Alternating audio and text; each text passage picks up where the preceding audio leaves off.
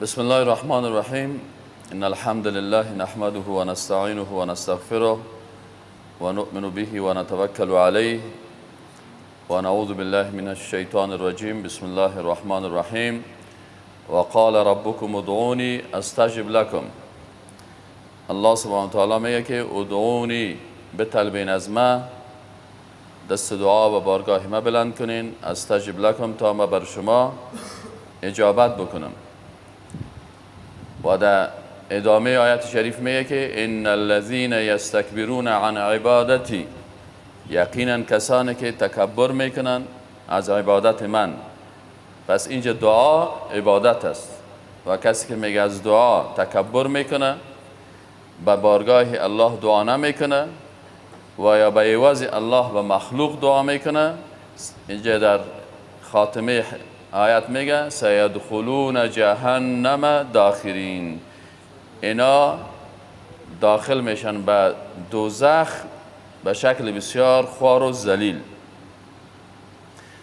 در آیت دیگه الله سبحانه و تعالی میگه و اذا سألك عبادی عنی، وقتی که بنده های ما در مورد ما سوال بکنه، فانی قریب، یقینا که ما به بنده خود بسیار نزدیک هستم. اجیب دعوت الداع، ما دعای دعا کننده را اجابت میکنم. اذا دعانی، وقتی که یا به شرطی که او دست دعا به درگاه ما بلند بکنن، به مخلوق مراجعه نکنه.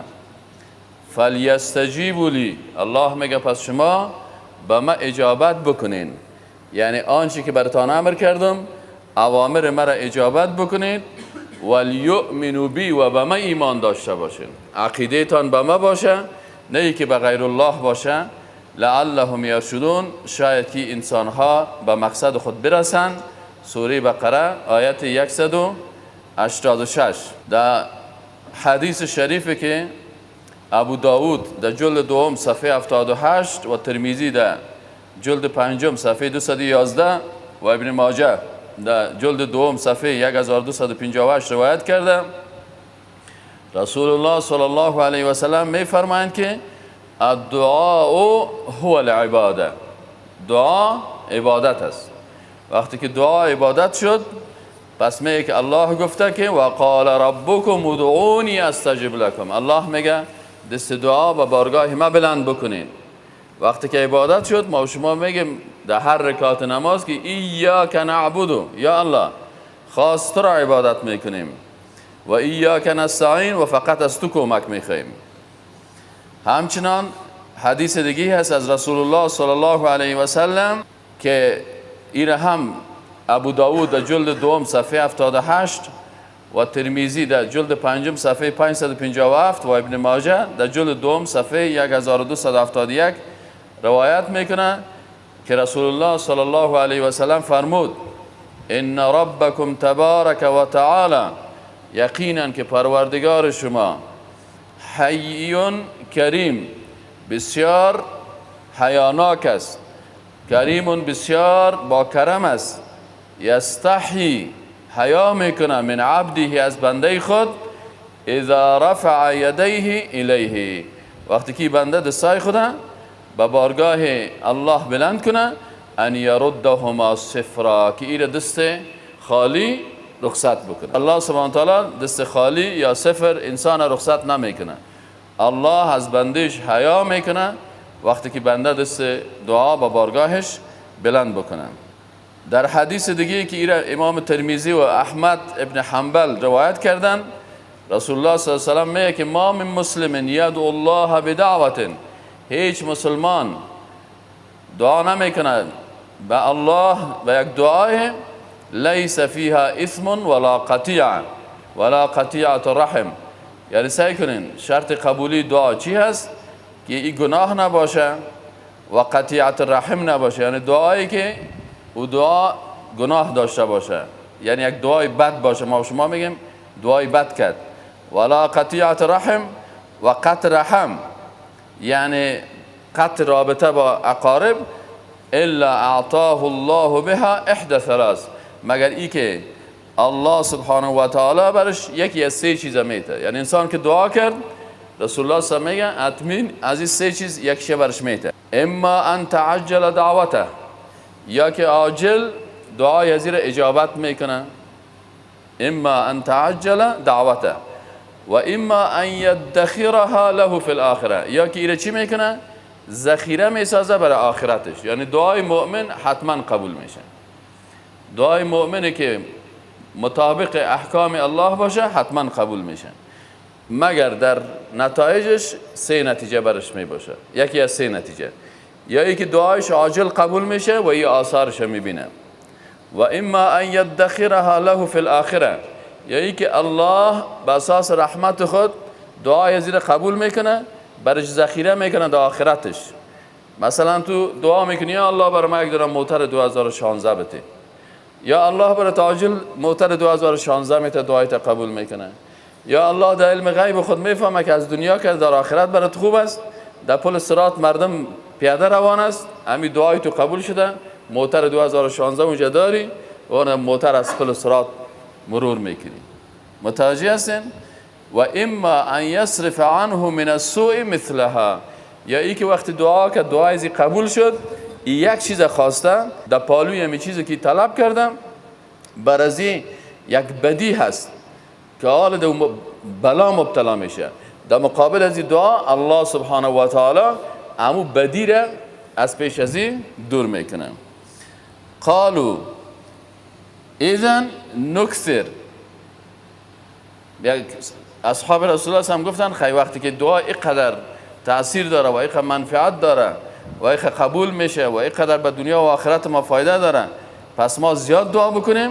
قال میگه رسول الله صلی الله علیه و سلم گفت که الله اکثر، یعنی هر قدر شما دعا زیاد بکنین به اندازه کثرت دعای شما الله بر شما اجر بیشتر براتون نصیب میکنه، اما ثواب بیشتر نصیب میکنه. موضوع دیگه که است عبادات توقیفی هستن. عبادت ها چی هستن؟ توقیفی هستن. پس ما عبادت وقت امو قسم که رسول الله صلی الله علیه و سلم کرده، امو قسم باید عبادت بکنیم. چی معنی؟ رسول الله صلی الله علیه و سلم بر ربنا دعا کرده، دعایی که در قرآن است. اللهم ربنا آتنا فی الدنیا حسنه. پس همیشه گفته که یا پروردگار، یا مثلا رسول الله صلی الله علیه و سلم رب گفته، بر رب گرفته نام الله را، گفته اللهم رب جبریل، یا الله تو پروردگار جبریل هستی، رب میکائیل هستی. بناهن ما به طریقه رسول الله صلی الله علیه و سلم دعا کنیم. رسول الله صلی الله علیه و سلم هیچ دعا از پیش از او ثابت نیست که رسول الله صلی گفته باشه یا الله به حق آدم علیه السلام، به حق موسی علیه السلام، به حق ابراهیم علیه السلام، یا ما فلانی رو برای تو وسیله میسازم، ابراهیم علیه السلام یا اسحاق علیه السلام یا یعقوب علیه السلام. این قسم نبوده. یا ای که رسول الله صلی الله علیه و سلم رفته باشه پیش قبر کدام کسی گفته باشه که به حق ازی، چرا هیچ کس سر الله حق نداره. پس دعای ما وقتی قبول میشه که به طریقه کی باشه؟ رسول الله صلی الله علیه و سلم باشه. پس رسول الله صلی الله علیه و سلم دعا زیاد میکردن و دعاها زیاد آمده. به این خاطر ما و شما اذکار است و دعاها هست که صبح و شام گرفته میشه. و این یکی از علما به نام حصن المسلم، پناهگاه مسلمان، این احادیث جمع کرده. ان شاء الله تعالی ما و شما همین احادیث شروع میکنیم و بخیر چی است که درباره ذکر الله هست و در دعاهایی که هست امیر شروع میکنیم. لکن قبل از این یکی از عبادت ها ذکر است، یکی از عبادت ها دعا شد و یکی از عبادت ها ذکر است. چرا؟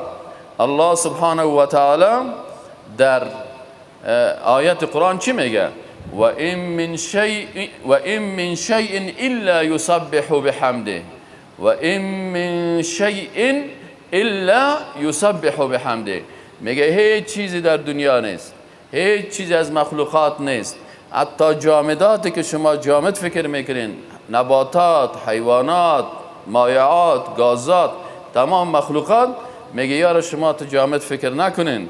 هیچ چیز شیء، اطلاق شیء سر کل چیز میشم، هیچ مخلوق نیست الا یسبح بحمده، مگر او مخلوق چی میکنه؟ تسبیح میگه به حمد الله سبحانه و تعالی. ولكن لا تفقهون تسبیحهم، لکن این مشکل شما انسان ها هست. الله میگه که شما تسبیح از اونا را درک کرده نمیتوانین.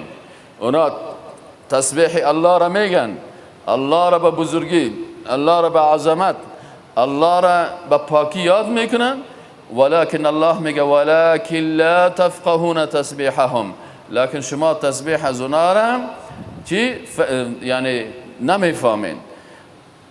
و اذا سألك عبادی عنی، الله میگه وقتی که بنده های ما در مورد ما سوال بکنه، فانی قریب، ما بنده های خود چی هستم؟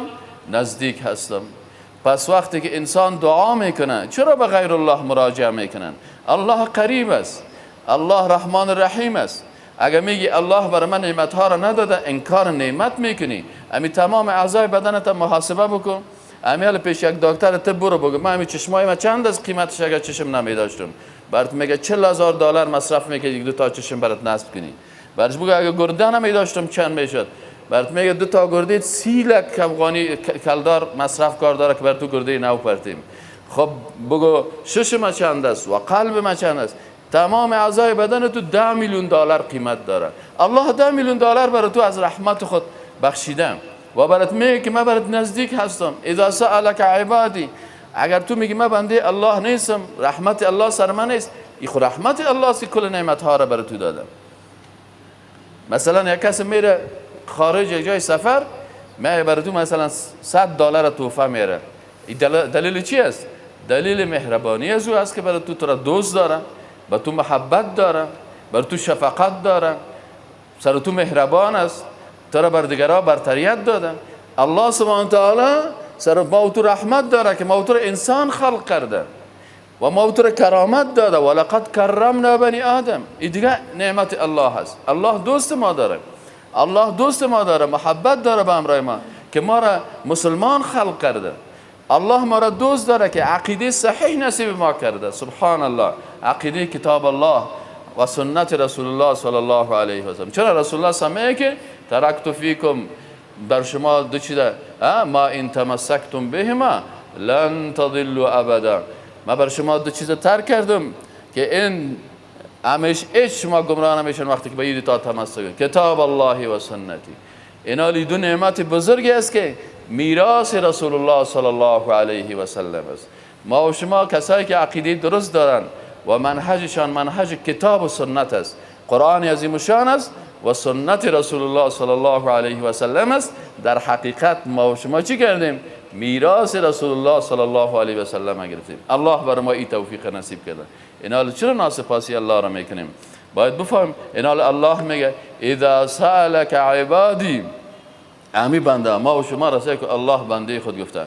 این اضافت تشریفی میگن. اضافت چی میگن؟ تشریفی. الله کل مسجدها بیت الله هستن، لکن بیت چیز کعبه شریفه چی گفته؟ بیت الله گفته. کل خانه خانه های الله هست، کلش ملک الله هست. در حقیقت تمام از این امی که الله میگه که کعبه بیت الله هست، این اضافت ملک و تشریف است. مالکش الله هست و برای شرف داده. برای عیسی علیه السلام میگه روح الله. چرا؟ اضافتی که عیسی علیه السلام مالک عیسی علیه السلام الله هست، بنده الله هست و همچنان برای شرف داده که ایره روح داده. و با شما هم گفته و نفخت فیه من روحی. الله میگه اضافتی چی شد؟ ما بر بنده های خود روح مخلوق الله هست. متوجه هستین؟ پس وقتی که الله به خود نسبت میده، ایره اضافت تملیک و تشریف میگن. یکی ایست که الله مالک ازی هست و دیگه چی است؟ ایره شرف داده. پس روحی که در وجود ما و شما هست، روحی است که الله ایره عزت داده. در قرآن بر رسول الله صلی الله علیه و سلم عزت میده. وقتی که رسول الله صلی الله علیه و سلم میمان شد، در وقت میمانی بر رسول الله صلی الله علیه و سلم، وقتی که در معراج الله ایره میمان میکنه، الله برش میگه که و سبحان الذي اسرا بعبده بنده خود. علما مفسرین کرام میگه اگر ذکر لقب بهتر می بود و شرف بهتر می بود و عزت بهتر می بود، الله در میمانی بر رسول الله صلی الله علیه و سلم میداد. پس الله سبحانه تعالی بر رسول الله صلی الله علیه و سلم این عزت داد. در معرض سوال و دعا ما و شما کسایی که بر الله دست دعا بلند میکنه امی عزت میته. اذا سألک، وقتی که سوال میکنه از تو ای رسول الله سمی عبادی، بنده های من. اضافت چی شد؟ که ما بنده الله هستیم و الله بر ما این عزت نصیب کردن. الله میگه فإنی قریب، ما چی هستم؟ یقین داشته باشین که ما به بنده خود نزدیک هستم. اجیب دعوت الداع، ما اجابت میکنم دعای دعا کنین درن. اذا دعانی، به شرطی که ایاش یا متکلمش حذف شده که مضاف الیه است، به عوضش کسره آمده. اذا دعانی اصلش یعنی در صورتی که بنده دعا دست دعا به بارگاه کی بلند کنه؟ به بارگاه ما بلند بکنه. الله سبحانه و تعالی میگه. پس الله سبحانه و تعالی در فضیلت ذکر چی میگه؟ یا ایها الذین آمنو، سیکن خطاب از بر مؤمنان. اصحاب رسول الله صلی الله علیه و سلم عادت داشتن که وقتی یا ایها الذین آمنو برشان گفته میشد ذهن خدا آماده میکردن که الله چی امرش از بالای ما، چی حکم الله بالای ما میشه که ما او را چی کنیم؟ تطبیق بکنیم. الله سبحانه و تعالی سیکن نداء میکنه برای ما و شما یا ایها الذین آمنو، ای مؤمنان، اذکروا الله ذکرا کثیرا، یاد کنین الله را، ذکر بکنین الله را ذکرا کثیرا. سبحان الله، زیاد یاد بکنین الله، ذکر الله را زیاد بکنین. از این خاطر رسول الله صلی الله علیه و سلم به خاطر که ما الله را ذکر کثیر بکنیم، تطبیق بکنیم، در کل حالات زندگی بر ما اذکار بیان کردن. از خواب میخیزی کدام ذکر است، به خواب میری کدام ذکر است، آب مینوشی کدام ذکر است، در خانه داخل میشی کدام ذکر است، از خانه بیرون میشی، یعنی کل حالات زندگی رسول الله صلی الله علیه و سلم برای ما این اذکار یاد داده. چرا؟ به خاطر از اینکه رسول الله صلی الله علیه و سلم میخواد که ما و شما چی کنیم؟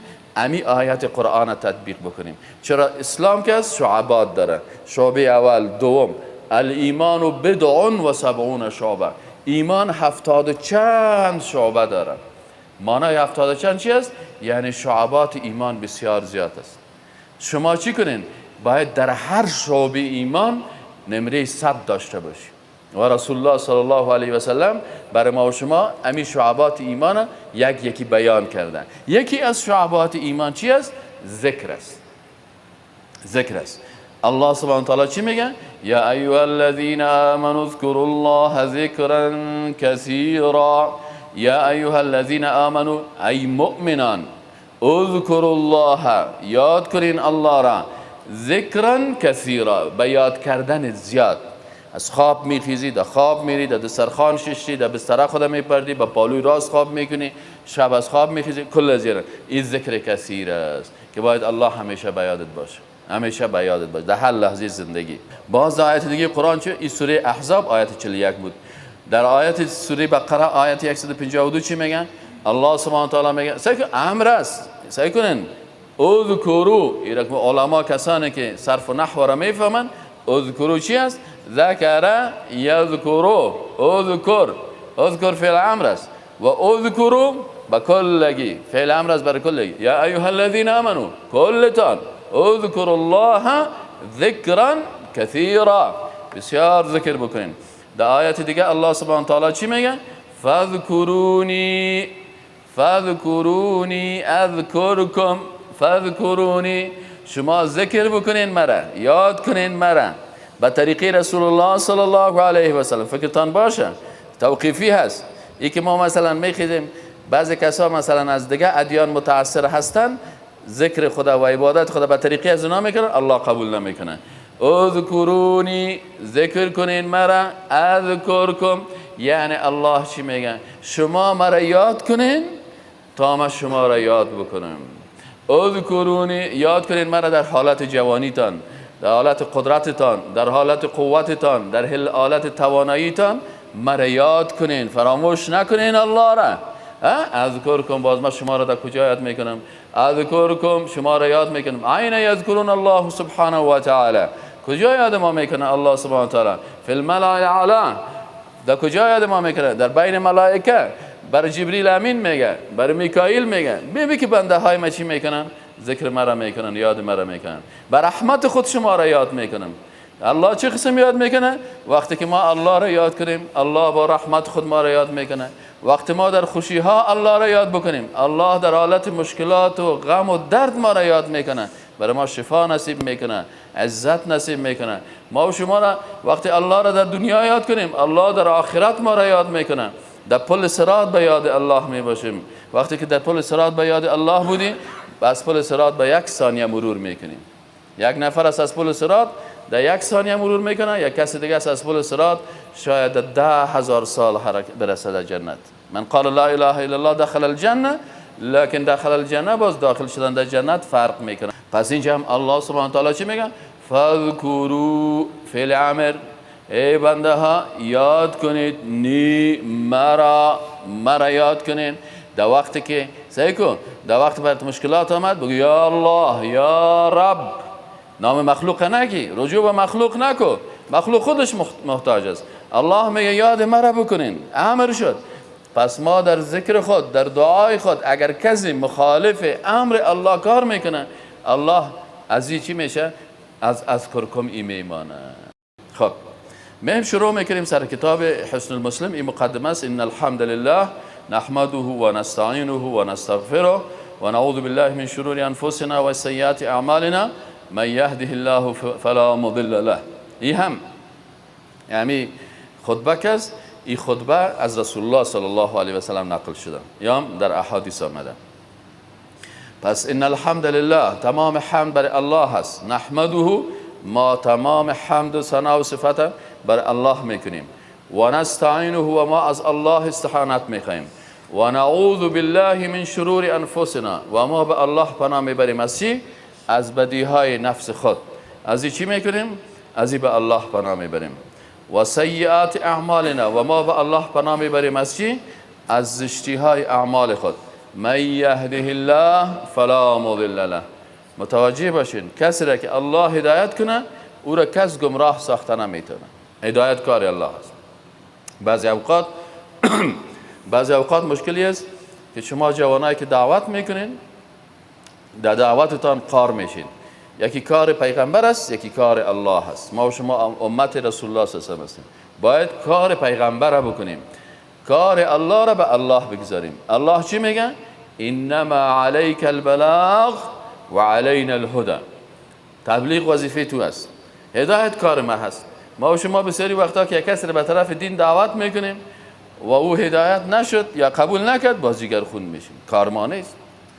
ما در کار الله مداخله کردیم. همین که جگرخون شدیم، متوجه هستین؟ مداخله کردیم. ما باید برسانیم. دفعه اول، دفعه دوم، دفعه سوم، دفعه پنجم، دفعه 20، دفعه 99. متوجه هستین؟ هر قدر که میشه دین بر از او میرسونیم. الله رسول الله چی میگه؟ من یهده الله، کسی را کی هدایت کرد؟ الله. تو تبلیغ کردی، دین رساندی، هدایت کار الله هست. من یهده الله فلا مضل له و من یضلل فلا هادی له.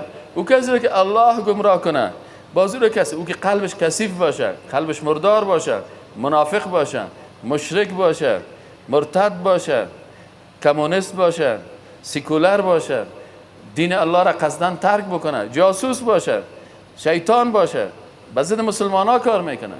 و من یضلل فلا هادی له. تو را هدایت کرده نمیتونه، او را هدایت کرده نمیتونه. و اشهد ان لا اله الا الله. خود رسول الله صلی الله علیه و آله، از رسول الله صلی الله علیه و آله، رسول الله صلی الله علیه و چی میگفت؟ و اشهد، و ما شهادت میدم، لا اله، این که نیست هیچ کسی که ذاتش مستحق باشه که ذاتش عبادت شود. و اشهد ان لا اله، نیست هیچ کسی مستحقی که ذاتش عبادت شود و شریعتش تطبیق شود. دو چیز، دو صفت داشته باشه، ذاتش عبادت شود و شریعتش. رسول الله صلی الله علیه و آله میگه من شهادت میدم هیچ کس مستحق از این نیست که ذاتش عبادت شود و شریعتش تطبیق شود الا الله. بغیر از کی؟ بغیر از الله. الله هست که ذاتش عبادت میشه. بغیر از الله به کسی دیگه عبادت نمیکنه. و ما شهادت میدم که بغیر از الله به کسی دیگه عبادت نمیشه. و رسول الله صلی الله علیه و شهادت میده کسی که بغیر از الله به کسی دیگه به نام کسی مخلوق نظر میکنه، به نام مخلوق مثلا قربانی میکنه، زیر پای کسی ذبح حیوان میکنه، او هیچ کدام از اون مستحق از این نیستن، اونا اله نیستن، اونا خودش مخلوق است. تو مخلوق معبود میسازه، مخلوق در جای معبود قرار میده. پس این رسول الله صلی الله علیه و آله میگه و اشهد و ما شهادت میتم لا اله است که نیست هیچ کسی مستحق این که ذاتش عبادت شود و شریعتش تطبیق شود الا الله، بغیر از الله وحده لا سبحان الله. سعی رسول الله صلی الله علیه و آله برای ما و شما همین دین حرف و کلمه یاد ما میده. وحده با یگانگیش فقط برای الله، لا شریک له، الله شریک نداره، نه در ذاتش، نه در عبادتش، نه در افعالش، نه در صفاتش، نه در شریعتش. متوجه هستی؟ الله سبحانه و تعالی ذات واحد یگانه هست. این بزرگترین نعمت الله هست که انسان امی شهادت که میته معنایش بفهمه و مطابق از عمل بکنه. و اشهد و رسول الله صلی الله علیه و آله میگه من خودم شهادت میتم، من شهادت میتم. ببینید وقتی که رسول الله صلی الله علیه و آله شهادت میته باید شهادت رسول الله صلی الله علیه و آله ما و شما قبول داشته باشیم. رسول الله صلی الله علیه و آله چی میگه؟ و اشهد ان محمدا عبده. سبحان الله. رسول الله صلی الله علیه و آله چی میگه؟ میگه من خودم شهادت میتم، من شهادت میتم که من که محمد هستم، ان یقینا که ان یقین داشته باشین، باور داشته باشین من که محمد هستم، چی کاره هستم؟ عبده من کی هستم؟ بنده الله هستم، بنده الله هستم. صفات الله را بر من نتین. در وقت مشکلات در دعا نگفته که ادعو محمدن، گفته ادعونی. الله را دست دعا را برش بالا کنید. در پیش قبر من دست دعا بلند نکنین، دعا بر من دست نگوین که محمد، صدا نکنین، استغاثه به من نکنین، از من کمک نخواین، استعانت از من نخواین. من خودم بنده هستم. و اشهد ان محمدا عبده، من شهادت میدم که محمد صلی الله علیه و سلم بنده الله هست، من بنده هستم. صفات خالق بر من اتین. و رسوله و چیز؟ و رسول الله هستم. بله الله بر من الله فرستاده است، بنده هستم، اول بنده هستم و رسول الله هستم. صلی الله علیه و علی آله و اصحابه و من تبعهم باحسان الی یوم الدین و سلم تسلیما کثیرا. اما بعد، خب ما و شما فضائل ذکر در آیت شریف خواندیم که فذکرونی اذکرکم واشکروا لی ولا تکفرون، سوره بقره آیت 152. آیت دیگه گفت که یا ایها الذین آمنوا اذکروا الله ذکرا کثیرا، ایرام خوانده و دیدیم که فعل امر است. الان می‌خواستیم که الله میگه که نماز بخوان، الله میگه روزه بگی، الله میگه ذکر بکن. یا ایها الذین آمنوا اذکروا الله ذکرا کثیرا، نگفت ذکرا قلیلا، گفت ذکرا کثیرا، زیاد ذکر بکنین. ذکر کثیر چه وقت واقع میشه؟ که انسان در هر حالت زندگی الله را یاد بکنه. از خواب که خیسی باید بفهمی که چیز ذکر میکنی. و الذاکرین، سیکرین صفات مؤمنین میگه که و الذاکرین الله کثیرا و الذاکرات. سبحان الله. کسانی که الله را ذکر میکنن، مردهای مؤمنی که الله را کثیرا، سبحان الله، کثیر. یا جماعه اذكر الله ذکرا کثیرا. یا جماعه الله یقول والذاکرین الله کثیرا والذاکرات، مردهایی که الله را زیاد ذکر میکنن، والذاکرات و خانمها و دختران مؤمنی که الله را زیاد ذکر میکنن، یاد میکنن.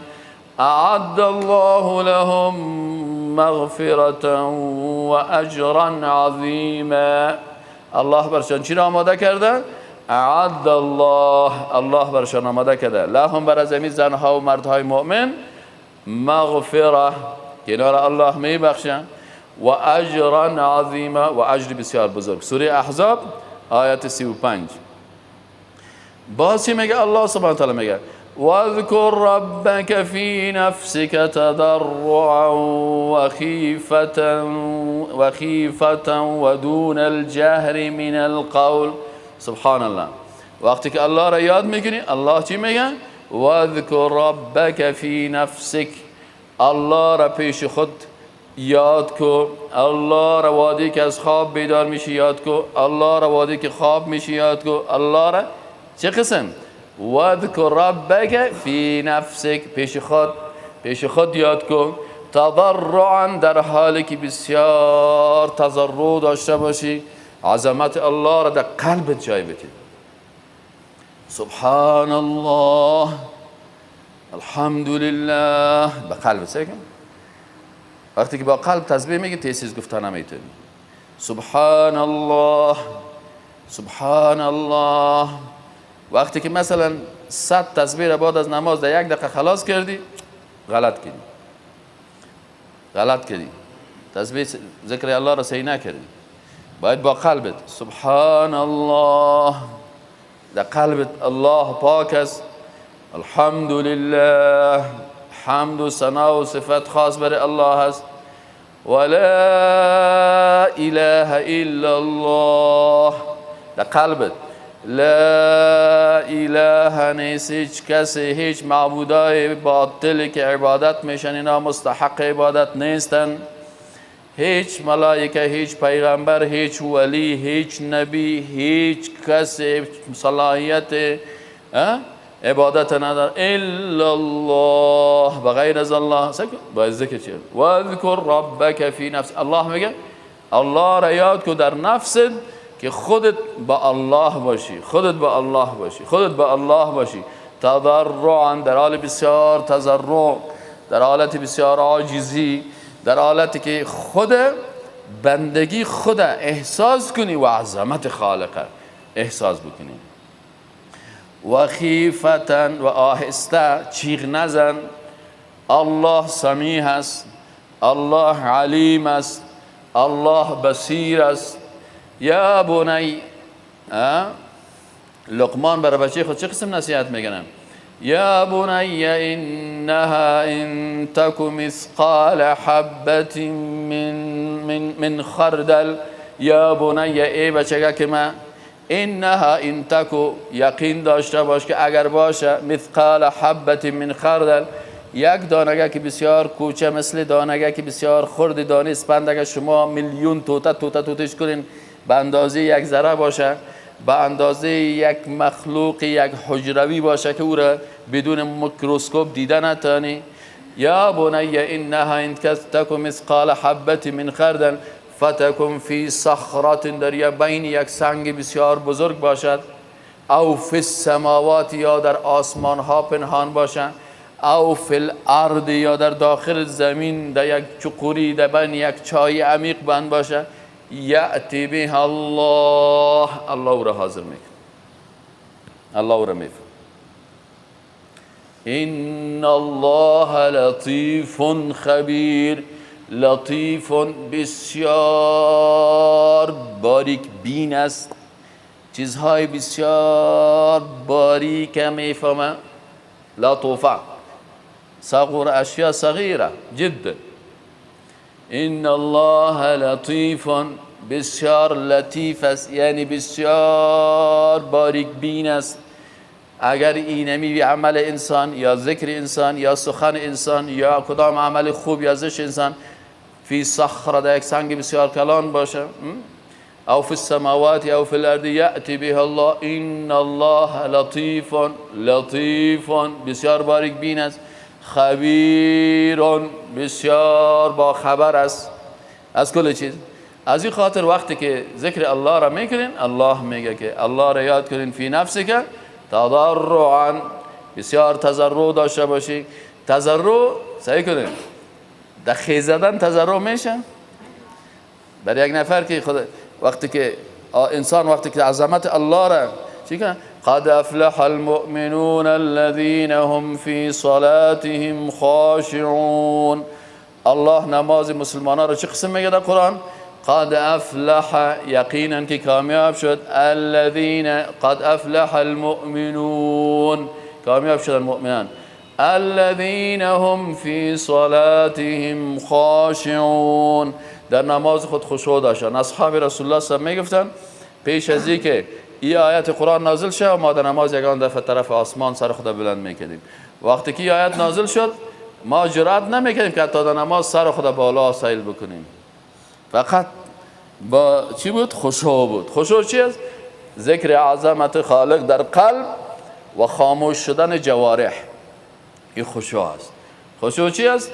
که عظمت خالق در قلبت جای بگیره و این عظمت خالق که در قلب تو بود اعضای بدن تو را چی میسازن؟ خاموش میسازن. یک نفر در ریش خود ساتری میکرد دمویای خود، اگر این نفر میگه خشوع میداشت این دست از این هم باید چی میبود؟ خاموش میبود. پس در عبادت الله در قرآن نماز مؤمنین هم بیان کرده و نماز مشرکین هم بیان میکنه. نماز مؤمنین چی است؟ قد افلح المؤمنون، یقینا که کامیاب شدن المؤمنون، مؤمنان. الذین سیکو قرآن تفسیر میکنه، خود قرآن آیت دوم آیت اول تفسیر میکنن. امی مؤمنان که کامیاب هستن کی هستن؟ الذین هم فی صلاتهم خاشعون، کسانی هستن که در نماز خود چی دارن؟ خشوع دارن. چی معنی خشوع؟ با قلب نماز میخونه، اعضای بدنش خاموش از خاموش. اصحاب رسول الله صلی الله علیه و سلم ما که میگه منهج صحابه را بگیرین، به طریق صحابه رسول الله صلی الله علیه و سلم عبادت بکنین، این منهج سلف صالح است. سلف صالح کی هستن؟ اصحاب رسول الله صلی الله علیه و سلم هستن. اصحاب رسول الله صلی الله علیه و سلم چه قسم عبادت میکردن؟ وقتی که یک صحابی مبارک در پیش کعبه نماز میخوان، قد افلح المؤمنون در وجود از این مشاهده میکردی. چه قسم؟ وقتی که نماز میخوان در پیش کعبه شریف، این آنقدر نمازش طویل است و آنقدر خشوعی هست که پرنده ها فکر میکردن که این درخت است. پرنده ها فکر میکردن که این صحابی نیست، این درخت است. سر شانش کفتر میامد میشیش. یعنی از اینکه اینا زیاد تمت در خشوع در مقابل خانه کعبه و نماز میخونه. الحمدلله رب العالمین الرحمن الرحیم مالک یوم الدین. خطاب میکنه به الله، ایاک نعبد، یا الله خواست را عبادت، و ایاک نستعین، در قلب خود یا الله فقط اهدنا الصراط المستقیم، یا الله ما را به راه راست هدایت کن، صراط الذین انعمت علیهم، برای کسانی که انعام کردی سرشون. یا الله ما را در راه نبیین ببر، در راه پیغمبرا ببر، در راه صدیقین ببر. صدیقین که است؟ ابوبکر صدیق، عمر فاروق، عثمان، علی، مهاجرین، انصار رضی الله عنهم و رضوا عنهم. الهی دبر از ما هم راضی شو. غیر المغضوب علیهم، پروردگارا ما را در جمله مغضوب علیهم نگردان. مغضوب علیهم کی است؟ علمای یهود هستند، علم زیاد دارن، شیخا هستند، لکن غضب الله سرشان نازل شده، عمل ندارن. ولا الضالین، الهی پروردگارا در مرا در جمله بدعتکارای نصارا نبری. چرا؟ با جهل خود در دین بدعت کردن، با جهل خود در دین نوآوری کردن، عبادت زیاد میکردن، عبادت بدعتی. یا الله مرا مثل از او بدعتکار نگردان، مرا عالم نگردان که توفیق عمل نباشه. وقتی که صحابه نماز میخواندن معنای سوره فاتحه را در جسم خود تطبیق میکردن، کفتر فکر میکرد که درخت خشک است. چرا؟ ای با خشوع در مقابل الله ایستاد شد. قد افلح المؤمنون الذين هم في صلاتهم خاشعون والذين هم عن اللغو معرضون. لغو چی است؟ ساز است، دول است، سرنای است. معرضون، گپای بی جای، قصه خانی و شعر خانی های مبتذل. والذین هم عن اللغو معرضون. باز مقابل از الله او طرفش صفت کی را میگه؟ صفت نماز ابو جهل و ابو لهب. وما كان صلاتهم عند البيت الا مكاء وتصديه. قرآن میگه نماز ابو جهل و ابو لهب چه قسم بود؟ وما كان صلاتهم عند البيت الا مكاء وتصديه. نماز از اونها پیش بیت الله شریف چی بود؟ مکا بود. مکا چی است؟ تصدیه چی است؟ مکا و تصدیه را علما میگن تصدیه چکچک میگن، از صدا گرفته شده که یک دست دیگه دست میزنن و مکا میگه فی یک انگشت بالای انگشت دیگه میگذاشتن ددان خودی رو میمانن، بازش پلاق میکنن، پف میکنن، چک چک زده و پلاق کرده. کجا میری ابو جهل؟ نماز میخوانن. این عطن انداختن و چیخ زدن و صدا کردن و چک چک کردن و اشپلاق کردن در عبادت کی است؟ عبادت مشرکین قریش است. الله هر دوش بیان کرد. این حال الله داره اینجا چی میگه؟ واذکر ربک فی نفسک تضرعا و خیفه. الله را در نفست پیش خود ذکر بکن، تضرعا در حالی که تضرع داشته باشی، عاجزی داشته باشی، خشوع داشته باشی، عظمت الله در قلبت جای داشته باشه، اعضای بدنت خاموش باشه از ترس الله، و خیفه و آهسته آهسته بگو الله سمیع است، الله بصیر است، الله لطیف است، الله خبیر است. و دون الجهر من القول، بسیار صدا نکن، چیغ نزن در سخنایت، در اذکارت. بالغدو والآصال، این ذکرت هم صبایی بکن و هم شامگاهی بکن، همیشه ذکر بکن. بر ذکر برای یک نیم ساعت 5 دقیقه در روزانه یا در هفته تعیین نکن، بلکه در هر لحظه زندگیت ذکر الله را بکن. ولا تکن من الغافلین، از جمله غافلان نباش. غافل کی است؟ که ذکر الله را نمیکنه. و رسول الله صلی الله علیه و سلم باز چی میگه؟ رسول الله صلی الله علیه و سلم میگه سبحان الله.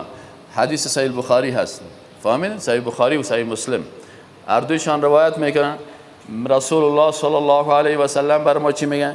مثل الذی یذکر ربه، مثل الذی، مثال کسی که یذکر ربه، یاد میکنه پروردگار خود را، والذی لا یذکر ربه، و مثال کسی که الله را یاد نمیکنه مثل چی است؟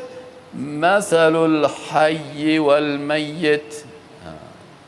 فرق کسی که الله را یاد میکنه در هر لحظه زندگی خود، در هر لحظه زندگی خود، قبل از نماز، بعد از نماز، وقت طلوع آفتاب، وقت غروب، اشراق، در هر لحظه، وقت خواب، وقت بیداری، وقت سوار شدن در موتر، وقت بالا شدن در یک منطقه، پایین شدن از یک جای، در هر جای رسول الله صلی الله علیه و سلم، رسول الله صلی الله علیه و سلم هیچ چیزی از دین ترک نکرده. پس به طریقه رسول الله صلی الله علیه و سلم بری کل دین بر ما تشریح کرد. در بلندی بالا میشی، مثلا در موترت سرک بالاست، ذکر رسول الله هم گفته این قسم ذکر. موتر پایان میشه، این قسم ذکر کن. متوجه؟ در زینه بالا میشی، این قسم ذکر کن. از زینه پایان میشی، این قسم ذکر کن. از خانه خارج میشی، این قسم ذکر کن. کلش رسول الله صلی الله علیه و سلم برای ما تعلیم داره. و باز چی میگه رسول الله؟ مثل الذی یذکر ربه والذی لا یذکر ربه. فرق بین کسی که اذکار معصوره را یاد داره، ما و شما اذکار معصوره را میخوریم، که این یاد داره و با این ذکر الله را میکنه، و کسی که باز یاد نداره و اذکار الله را نمیکنه. مثل الحی والمیت، مثل مرده و زنده هست. این کسی که یاد نداره و ذکر نمیکنه، فرق بین ازی و بین ازو چی است؟ مثل مرده و زنده هست. آدمی که همین اذکار را یاد داره و مطابق سنت رسول الله صلی الله علیه و الله را یاد میکنه، این مثل زنده هست. و کسی که نمیکنه مثل مرده هست، مثل میت هست. و دیگه در حدیث دیگه رسول الله صلی الله علیه و سلم چی میگه؟ الا انبئکم، حدیث صحیح، حدیث ترمذی هست و ابن ماجه هست، و در صحیح ابن ماجه و صحیح ترمذی باز این شیخ ناصرالدین البانی رحمه الله یار گفته احادیث صحیح هست. الا انبئکم بخیر اعمالکم، الله میگه آیا به بهترین اعمال شما را خبر ندم؟ و ازکاها عند ملیککم، و که بسیار زکی هست، تزکیه هست، پاک است به نزد مالکتان.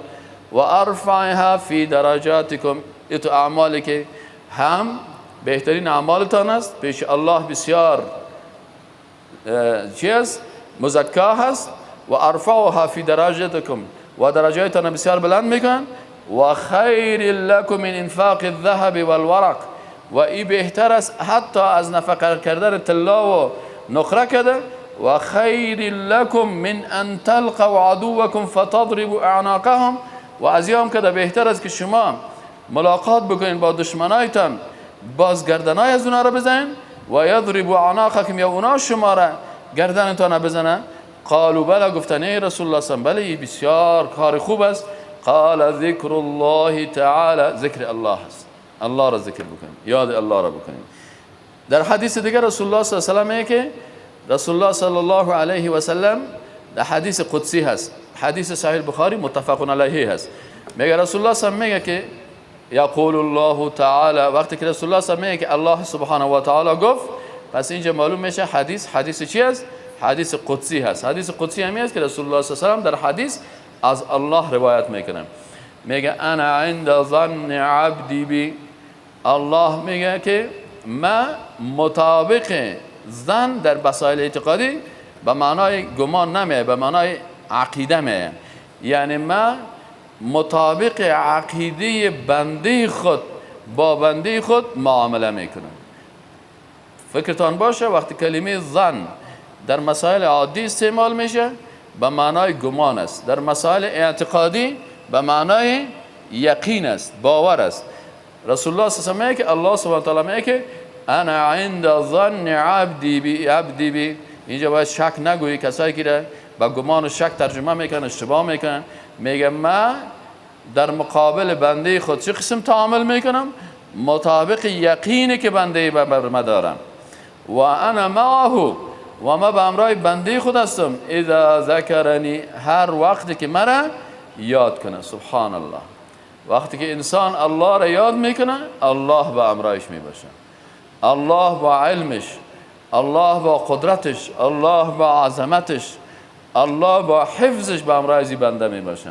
یعنی این بنده وقتی که الله را یاد میکنه در حفظ الله هست، در حفظ الله میباشه، در رحمت الله میباشه. چی میگم؟ فان ذکرنی فی نفسه ذکرته فی نفسه. سبحان الله. اگر بنده ما در نفس خود پیش خود مرا یاد کنه، ما هم پیش خود بنده خود یاد میکنم. و ان ذکرنی فی ملأ ذکرته فی ملأ خیر منهم، اگر ای بنده ما مرا در بین یک گروپ یاد کنه، پیشری کلگی یاد الله را میکنه. ذکرته فی ملأ خیر منهم، ما در یک جماعت و در یک جای او را یاد میکنم که باز از این کسایی که یاد کرده و از یا کده چی است؟ بهتر است. یعنی ملائکه های معصوم است. دو تو جای باز اینا را یاد میکنم. و این تقرب الی شبرا تقربت الیه ذراعا. سبحان الله.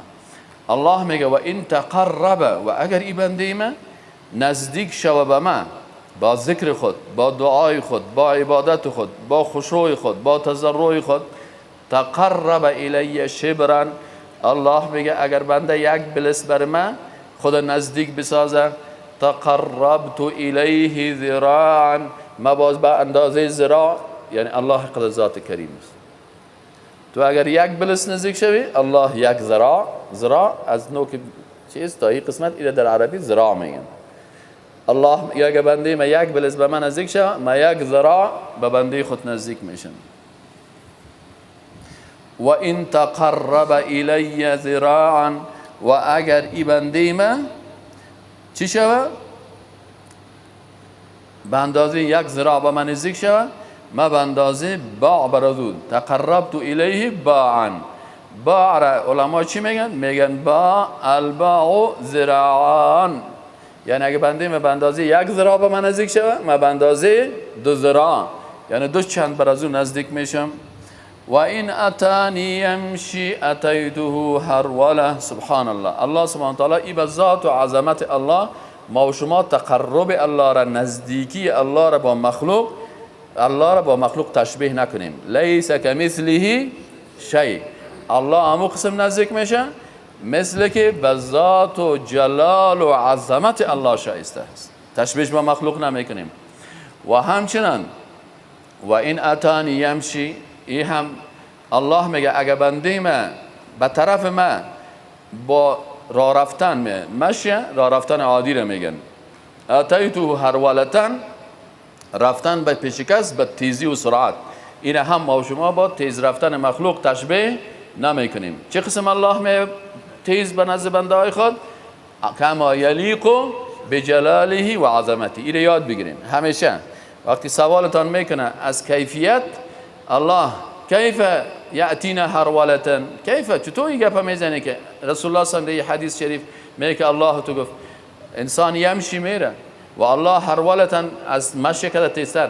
ایناله وقت پرساندن کرد که کیف یاتینا ربنا هرولتا فنقول یاتی کما یلیق بجلاله و عظمته.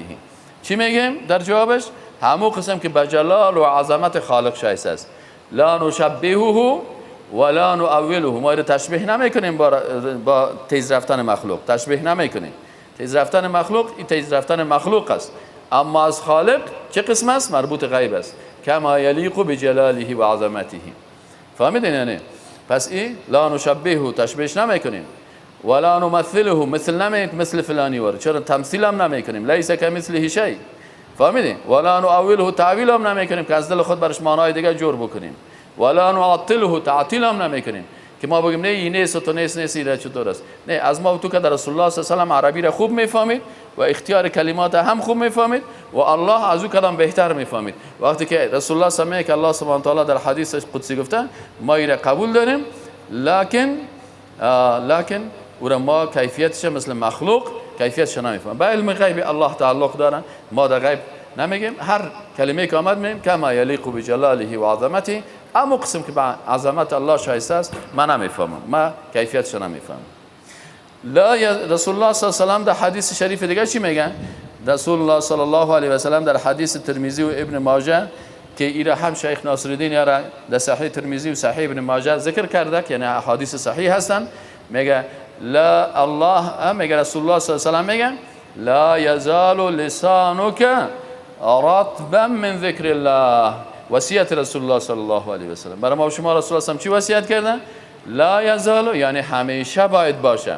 لا یزال، همیشه باید باشه. چی؟ لسانو که زبان تو رطبا تر باشه. با چی تر باشه؟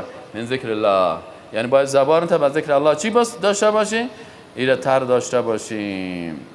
دیگه باز اینجا رسول الله صلی الله علیه و سلم میگه که افلا یغدو احدکم الى المسجد، آیا نمیشه که یکی از شما در مسجد برین فیعلم او یقرأ آیتین من کتاب الله عز وجل. ببین میگه در مسجد برن یکی از شما، نمیشه که چی کنن؟ که صبحکی برین به مسجد ای چی کنن؟ فیعلم او یقرأ، که یا یاد بگیرن یا قرائت بکنن.